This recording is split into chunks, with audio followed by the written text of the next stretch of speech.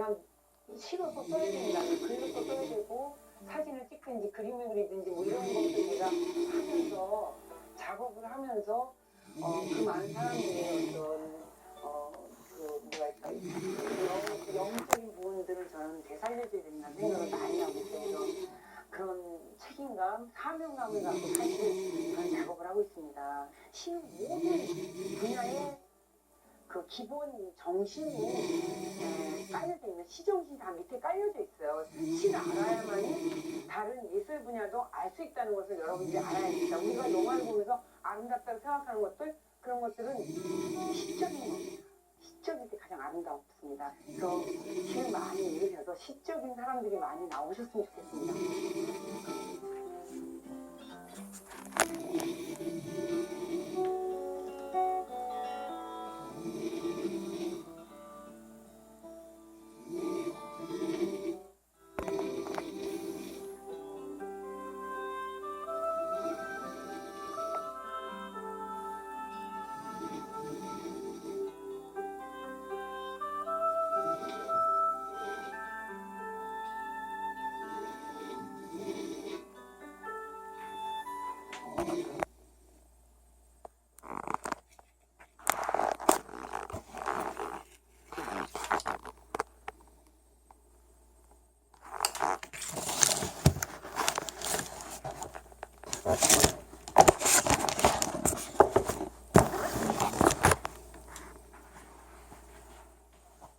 여러분, 방금 신현님 시인을 보셨을 텐데, 제가 그때가 언제쯤이었을까요? 군대 갔다 와서였나? 1994년, 95년쯤이니까 지금으로부터 약 25년에서 26년 전이죠. 그때 이제 신현님 시인이랑 엄청나게 과음을 했던 추억이 있습니다. 그때 이제 저는 이제 일랑 이종상 선생님 그 그림을 그 벽화 작업을 하는 조수였고, 25년, 26년 전 얘기입니다. 그때 이제 그 팀장님이 박성태 선생님이었고, 그 작업실 1층에 거기가 어디냐면은 일산 성석동이었는데, 고양시. 그때 이제 1층에 누가 있었냐면 조덕현 선생님이라고, 지금 이화여대를 은퇴했나 모르겠어요. 이화여대 서양어과 교수인데 몇 살인지 좀 정확히 기억이 안 납니다. 은퇴했는지 어쨌는지. 어쨌건 제가 25년 전 얘기니까, 이화여대 이제 조덕현 교수가 1층에 작업을 하고 있었고, 2층에서 이제 제가 그때 이제 이렇게 아무튼 아직 졸업도 하기 전에 이제 일랑 선생님 벽화의 일종의 이제 뭐 흔한 말로 시다바리를 하고 있었고, 그때 이제 신현님 씨가 놀러를 왔죠. 그때 이제 그때 이제 조덕현 교수를 보기 위해서 왔던 탤런트들이 많았었는데, 그때 이제 조영남 씨도 그때 그 즈음에 놀러를 오기도 했었죠. 근데 이제 저는 이제 신현님 씨와의 그 과음을 했던 그 추억이 생각이 나는데, 그러니까 25년, 26년 전에 신현님 씨를 한번 생각을 해보세요. 좀 전에 영상에 나왔던 그런 모습이 아니죠. 그때는 20대였을 거예요, 아마. 나이가 비슷했던 것 같은데, 저랑. 그래가지고 그때 술을 그 2층에서 그 작업실, 제가 이제 일하던 그 작업실에서 굉장히 이제 술을 많이 마셨던 그런 추억이 생각나는데, TV에 나오길래 한번 찍어봤어요. 근데 그 이후에 이제 만나보지는 못했는데, 글쎄 뭐 기회가 되면 한번 또 만나볼 수 있겠죠. 그러니까 저는 이제 제 또래 중에 굉장히 좀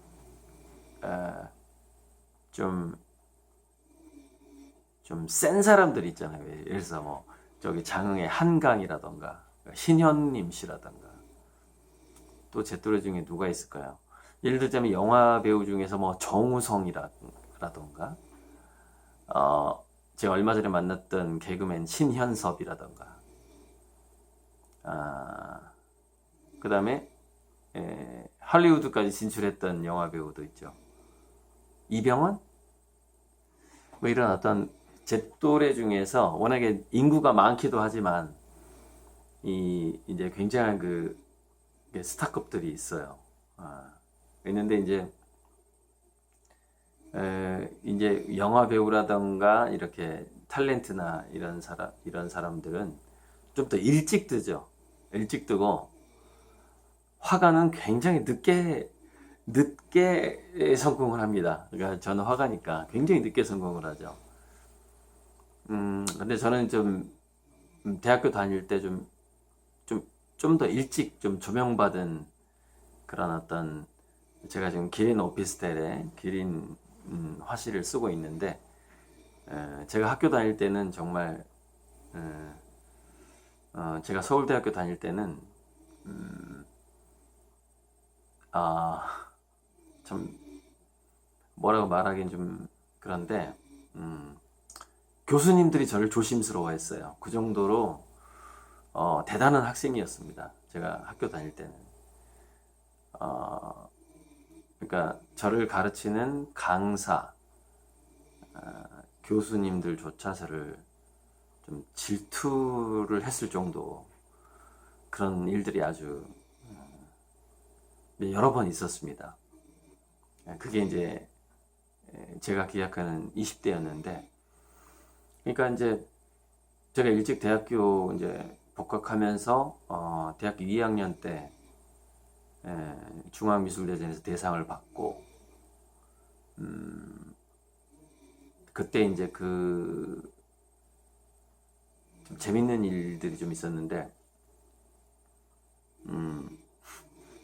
그때 이제 보통 우리가 미술 공모전 하면은 한 40대까지 공모전에 출품을 하고요. 50살 넘으면 출품을 안 하는 게 이제 좀 관행이에요. 근데 그때 저는 이제 26살 때 출품을 했고 저를 가르치던 이제 강사분들이 30대였겠죠. 저를 가르치던 강사분 중에 제가 냈던 중앙 비엔날레에 낙선을 하신 분이 있었어요. 그러니까 저를 가르치는 강사님인데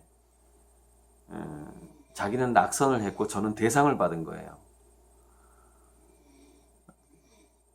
저 약간 좀 괴롭힘 받았습니다. 그 한 학기 동안 그 강사님한테 제가 수업을 들으면서 자기는 낙선했고 저는 대상을 받아가지고 대상을 받은 학생을 낙선을 한 강사가 가르치는 이제 그런 상황이 이제 한 2년 동안 펼쳐진 거죠.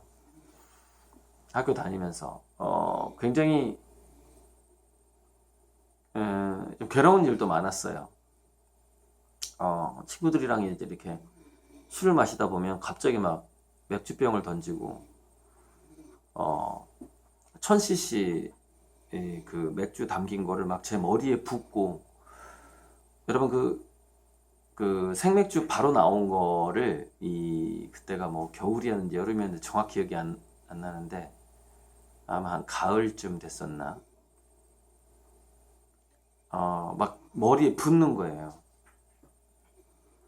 그래 뭐 너 잘 나가서 좋겠다 이러면서 막 맥주를 붓고 병을 던지고 근데 이제 그때 이제 일랑 선생님이 저한테 그랬어요. 앞으로 너를 질투하는 사람들이 많을 거다. 근데 그런 것들은 뭐 당연하다고 생각을 해야 되고, 높은 산에 올라갈수록 바람이 거세다라는 것은 당연하다. 이런 말씀을 해주셨고, 근데 저는 제가 이제 대상을 받고 나서 일랑 선생님 저한테 해줬던 말씀 중에서 이거는 모든 제자한테 해줄 수는 없는 이야기라고 느껴진 게 있었어요. 느껴졌는데 그게 뭐였냐면, 지금도 저는 어쩌면 현재 제 그림이 저의 그 눈동자의 우주 그림이 탄생하게 된 계기가 됐을 수도 있겠다라는 생각도 들어요. 그게 뭐였냐면, 선생님이 저한테 그랬어요. 제가 이제 대상을 받고 나서 선생님 뭐라고 그랬냐면, 앞으로 남의 그림 볼 시간이 없어. 네 그림 하기도 바빠. 남의 전시장도 가지 마. 이런 말씀을 저한테 해줬어요, 선생님이. 그러니까 자기 혼자 자기 생각을 하고 자기 그림을 생각하고 자기 그림 그리기도 바쁘다는 거예요. 그래서 남의 그림이라던가 남의 전시장이라던가 남의 행사에 갈 시간도 없다라는 거죠. 그 이야기를 제가 이제 복학생 대학교 2학년 때 선생님이 저한테 해줬던 얘기예요. 그만큼 자기 자신에게 몰입을 해야 된다. 그런 얘기를 해주셨죠. 오늘 아까 코 고는 소리 들으셨을 텐데 오늘 좀 약간 힘든 일을 좀 했어요. 저기 장흥에서 오신 형님이랑. 그리고 이제 저는 사실 아침 점심을 안 먹고 저녁에 이제 그 익산 모현동에 있는 막걸리 집에서 뭐 두부 뭐 등등등 굉장히 가성비 높은 안주들이 나오는데, 그러니까 아침 점심 저녁을 한 끼만 먹는 하루에 한 끼만 먹는 생활을 오늘 했는데, 그래서 이제 막걸리 먹고 이제 집에 와서 잠자기 전인데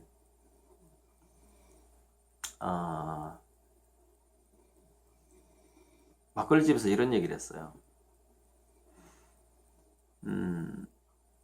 여러분, 우리나라에서 공식적으로 거래가 되는 작품량, 그러니까 이게 집계가 되는 게 3천억이에요. 한국 시장이 3천억에서 5천억 사이예요. 근데 그 시장과 겹치지 않고 제가 약 30억, 현재는 한 31억 정도 누적이 되는데, 30억 정도의 어떤 30억이 다 들어온 게 아니라 30억이 주문이 됐어요. 그게 할부가 됐든 뭐 일시불이 됐던 간에. 그러면은 공식적으로 제가 한국 미술 시장에 1%의 매출을 잡은 거거든요. 근데 현재 우리나라 갤러리들은 잘 모르고 있을 거예요. 근데 이제 올해 이 코로나가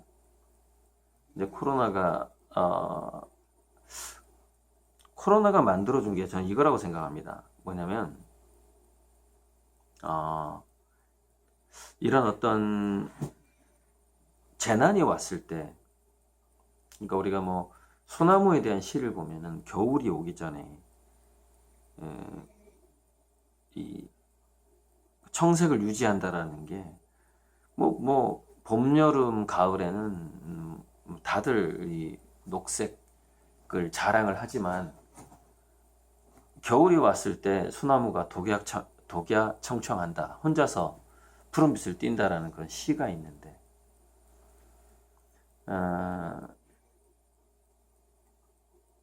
아무튼 갤러리에서 아직은 좀 모르고 있을 겁니다만은 아무튼 이 코로나가 발생을 하면서 저는 제 그림을 사겠다는 사람들이 지금 벌써 예전에 비해서 2배가 늘었거든요. 그래서 올해 안에 지금 어쩌면 100억을 넘을 수 있겠다는 느낌이 들 정도예요. 매일매일 지금 하루에 2명씩 제 그림을 주문을 하고 있는데, 코로나가요, 막상 이런 그 팬데믹이 일어났을 때, 프랑스에서, 그러니까, 자, 질문에가 답이 들어있다는 말씀 아실 거예요. 질문에가 답이 들어있다. 이거 지금 아까 좀 전에 그 코 고는 소리 들렸던 그 형님이, 제가 이제 TV를 볼 시간은 없으니까 그 형님이 이제 TV를 보면서 그 얘기를 해주는 거예요. 프랑스의 그 아나운서 또는 앵커가 프랑스 TV 프로그램에서 한국 의사를 초청을 해서 인터뷰를 진행을 한 거죠. 근데 뭐 인터뷰 내용은 쏘 한국에서는 어떻게 데뷔를 하는 겁니까? 뭐 등등등등등. 한국의 진단키트 대단하네요. 쭉 가다가, 근데 이런 게 중요한 게 아니에요, 여러분. 뭐가 중요하냐면 그 프랑스 아나운서가 한국인 의사한테 이렇게 물어본 겁니다. 지금 한국에서는 프랑스에서 코로나를 대처하고 있는 상황에 대해서 어떻게 평가하고 있나요? 라는 질문이 나온 거예요. 이게 굉장히 중요한 사건이라는 겁니다. 무슨 얘기냐면 우리는 지금까지 뭐 이런 거죠. 대한민국의 복지 정책을 유럽에서는 어느 정도로 평가를 할까요? 뭐 예를 들어서 대한민국의 뭐 문화예술의 수준을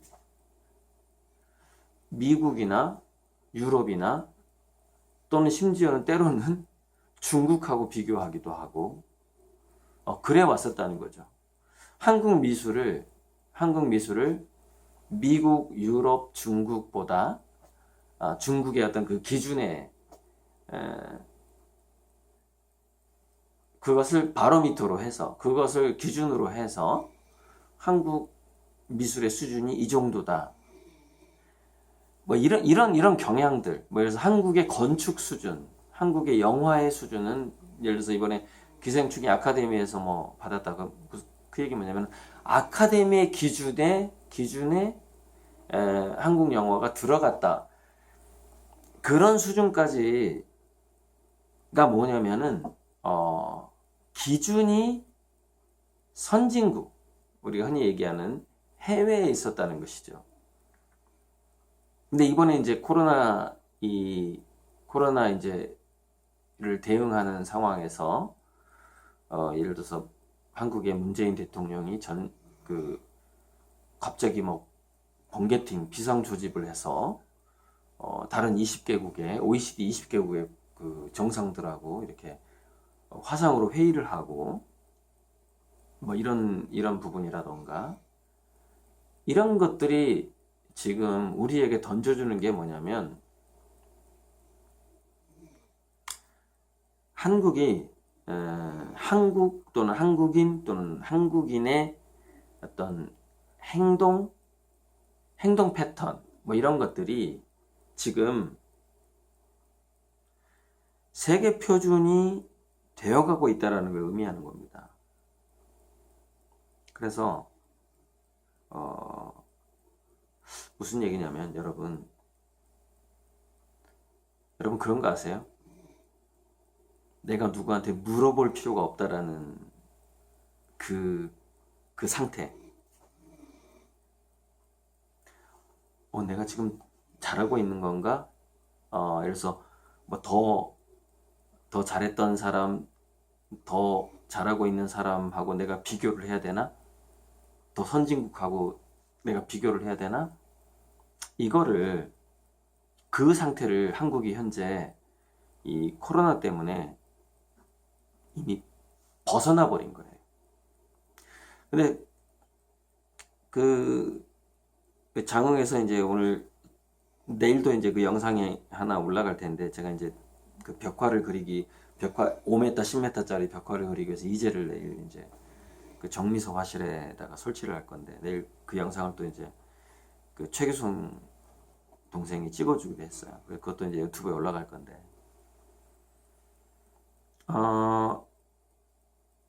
그 프랑스 앵커, 프랑스 아나운서의 그게 엄청난 사건이라는 거예요. 프랑스 하면 유럽의 선진국인데 유럽의 선진국의 앵커 또는 아나운서가 그 질문을 했다라는 게 더 굉장히 중요한 사건이라는 거죠. 한국에서는 프랑스의 코로나를 대처하고 있는 걸 어떻게 바라보고 있느냐라는 그 질문, 이미 무슨 얘기죠? 관점이 바뀌어 버렸다는 거예요. 그 질문이 나타내는 게 뭐죠? 한국이 기준이 됐다는 거예요. 우리가 하는 게 기준이 됐다는 거예요. 전 세계에.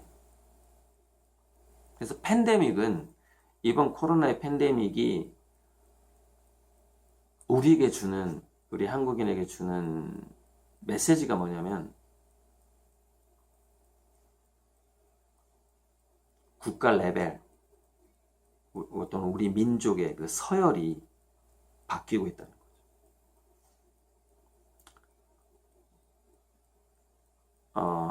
앞으로 굉장한 시대가 될 것 같습니다.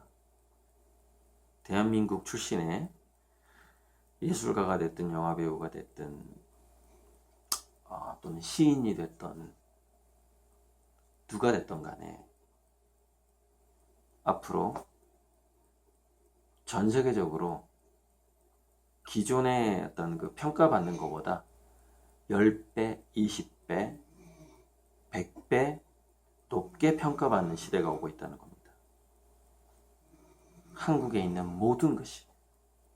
그게 이제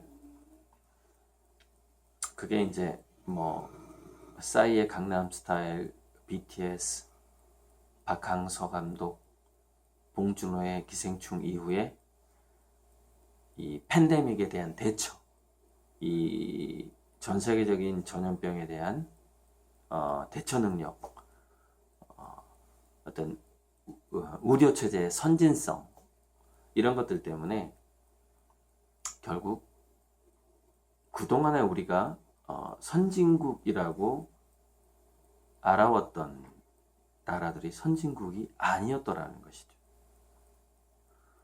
우리가 물론 지금도 남북이 분단되어 있고 정말 힘들게 살고 있는데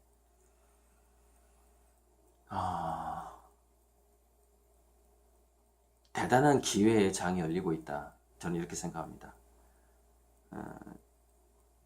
이번 코로나 이후에 우리 한국 출신의 모든 사업가가 됐든 예술가가 됐든 한국 출신의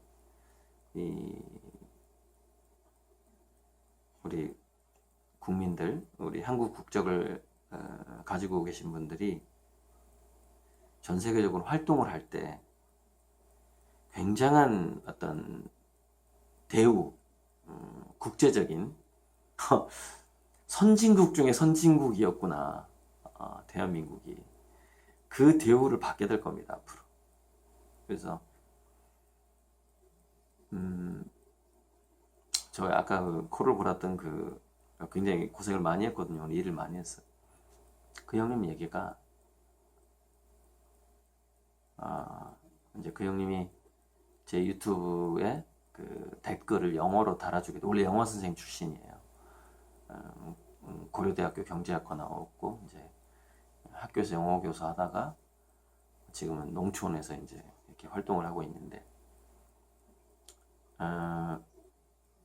이제 제 유튜브에 댓글하고 제 유튜브의 제목을 영어로 번역해가지고 이제 달아주겠다는 거죠. 유튜브도 이제 자막이 있고 통역이 될 텐데 한 2년 정도 걸릴 것 같아요. 완벽하게 그게 오류 없이 한국어가 이 번역하기가 좀 쉽지가 않아요. 인공지능이 한국어는 진짜 이 고도의 언어기 때문에 인공지능도 쉽게 번역을 못합니다. 그래서 저 형이 이제 저한테 이렇게 얘기하는 거예요. 아까 그 모현동에 아리랑 함나 막걸리집에서 뭐라고 그러냐면은 저는 해외의 컬렉터가 해외의 그 큰 손이 제 그림을 사는 시점을 2년 후나 3년 후로 제가 예측을 했거든요. 근데 지금 상황을 보니 올해 안에 해외의 굉장한 컬렉터가 제 그림을 사러 올 것 같다는 느낌이 든다는 거예요. 저 형의 진단이. 그래서 그 얘기를 딱 들으니까 올해 안에 그럴 수도 있겠구나. 지금 왜냐면 이게 우리 그 커리안이라는 거, 한국인이라는 것의 그 브랜드, 네임 밸류라고 그러죠. 이 브랜드가 코로나 때문에 갑자기 격상이 돼 버렸어요. 이렇게 되면은요, 모든 분야에 영향을 끼치게 되거든요. 그건 뭐, 아무튼 제조업이 됐든 뭐 문화사업이 됐든 간에 다 영향을 끼치게 돼요. 이런 상황이 되면은. 그래서 무슨 얘기냐면 관심, 그 해외의 사람들이 코리아, 한국을 바라보는 그 관심도가 달라진다는 것이죠. 그래서 제가 제 느낌에 올해 안에 한국인이든 외국인이든 간에 최소한 10억 이상을 들고 제 그림에 투자하겠다고 한 2명에서 5명 사이가 올 것 같고 올해 안에 제 주문량이 100억이 넘을 것 같아요. 올해 안에. 지금 이 상황, 이 분위기로 가면은 해외 컬렉터가 올해 안에 저를 발견할 수 있을 것 같다는 느낌이 들어요. 오늘 그 얘기가 나왔어요. 그 술자리에서. 그래서 이제 제 유튜브 영상을 보시는 분들은 대부분 끝까지 보시는 분들은 제 그림에 투자하신 분들일 겁니다. 원래 예상했던 그 속도보다 제 그림값이 올라가는 속도가 5배에서 10배가 빨라질 것 같습니다. 빨라진 이유가 코로나 때문이에요. 코로나를 대처하는 우리 한국의 그 선진성 때문에 그 여파가 여러 가지 분야에 미치게 되는 것이죠. 그런데 우리가 선진국 하면은 이렇게 생각합니다. 그 나라의 문화도 훌륭하겠지라고 생각을 한단 말이죠. 그래서 한국 미술 시장에 미치는 어떤 긍정성이 굉장할 것 같다는 좀 예감이 듭니다, 제가. 그리고 제가 이제 유튜브로 이렇게 소통하는 것, 이런 것도 이제 사실 뭐, 상당히 선진적인 그런 어떤 그런 부분이죠. 여러분, 제가, 오늘이 며칠인지 모르겠지만, 4월 6일인가요? 제가 2011년 4월 19일이더라고요. 저 유튜브에 최초의 영상을 올렸던 시점이 2011년 4월 19일인가 그래요. 그 찍어보면 나오는데 제가 이제 유튜브에 영상을 올린 지가 만 9년이 됐습니다. 유튜브 영상을 시청한 거는 뭐 한 10년 이상, 어쩌면 한 12년 된 것 같고요. 저는 이제 20대 때는 굉장한 얼리 어답터였습니다. 저는 대학교 2학년 때 맥킨토시 컴퓨터를 그 당시에 570만 원인가 주고 샀어요. 대학교 2학년 때인가. 디지털 카메라를 초기 버전을 샀었고, 제가 아도베 포토샵을 배운 게 1993년입니다. 1993년에 아도베 포토샵에 3D 매핑을 하는 것을 1993년에 배웠어요. 대학교 때는 정말 모든 돈을 공부하는 데 쏟아부었습니다. 한 푼도 남기지 않았었죠. 대학교 때. 생기는 모든 돈을 제 자신의 그 교육에 다 쏟아부었고요. 앞으로는 저한테 생긴 모든 돈을 제가 꿈꾸는 유토피아,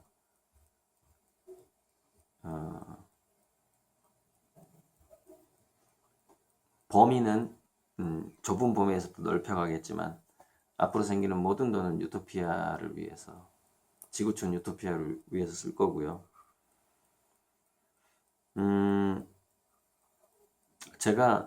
저는 늘 1금융권, 2금융권 대출을 많이 받아요. 그리고 카드론도 받고요.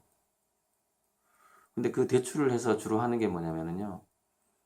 저는 대출을 해서 힘든 사람들 도와줘요.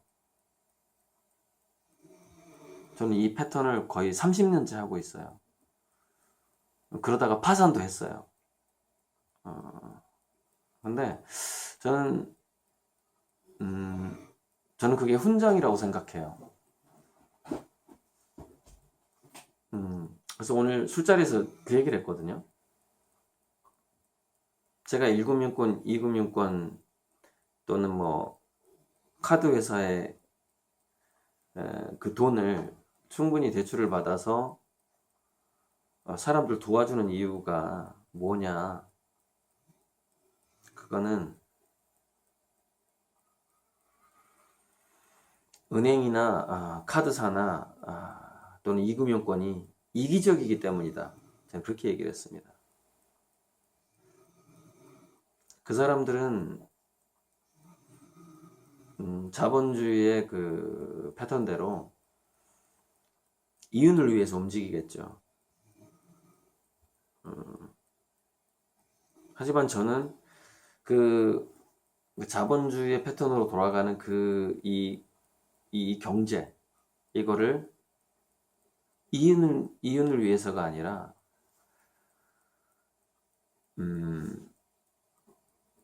우리 모두가 함께 행복해지는